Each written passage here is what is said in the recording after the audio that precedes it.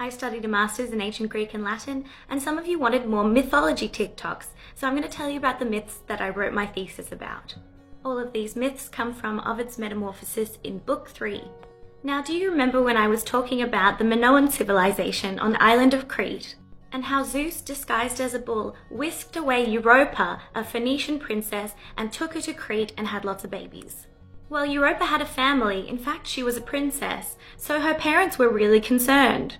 Europa's father told Europa's brother Cadmus that he needed to go and look for her, but that if he didn't find her, don't bother coming back. So Cadmus and his friends went on a massive quest to find his missing sister Europa, but he had no luck and he knew he couldn't go home. So he went to Delphi to consult the oracle on what to do. I've been here. The oracle priestess was filled with the spirit of Apollo, and she told Cadmus that he had to look for a white cow. Once he found the cow, he would need to follow her, and wherever she laid down, that's where he was going to build a city and become his own king. He found the cow, and once she laid down, he knew, this is where I'm going to build my city. This city would later become the ancient city of Thebes.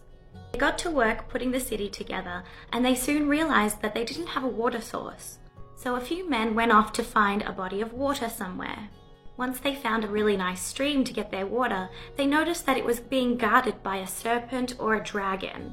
The Latin says both. They run back to Cadmus, their leader, and they say, "We found this water, but there's a serpent/dragon there, and we can't get to it." And it had already eaten a couple of Cadmus's friends. Cadmus goes to the water source and slays the dragon/serpent. Cadmus slays the monster, but he didn't realize that that monster was actually sacred to the god Ares of war. And he's mad. "How dare you slay my favorite serpent dragon?"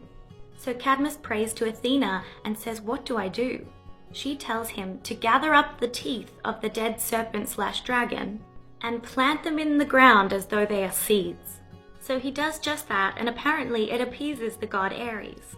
But then, out of nowhere, all of these teeth turned into men who popped out of the ground like daisies. These were called the Spartoi, or sown men, sown as in sowing seeds. So they're all popping out of everywhere. It's crazy.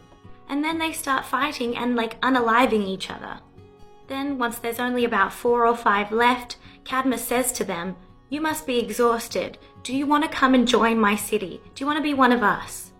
And they do.